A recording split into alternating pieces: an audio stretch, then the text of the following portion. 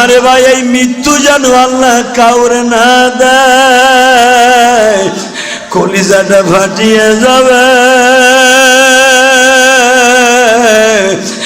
মাথার রগগুলা টাস টাস করে ফাটিয়ে যাবে, হাত পা গুলা বাবা কেমন জানো অবশ হয়ে যাবে। আরে বাবা, আজরাইলকে দেখে চোখ গুলা বড় বড় হয়ে যাবে, কানের পর্দাটা টাস করে ফাটিয়ে যাবে, হাত পায়ের সমস্ত রগগুলা বাবা ছাড়িয়ে দিবে। দেখবা মৃত্যুর শয্যায় যখন সজ্জিত হইয়া যায়, ওই মানুষটার শরীরে কোনো শক্তি থাকে না। ভাই আমার বিশ্ব নবী বলে, উম্মতেরা রে, আজরাইলকে দেখিয়া সবই যাবে ভুলিয়া,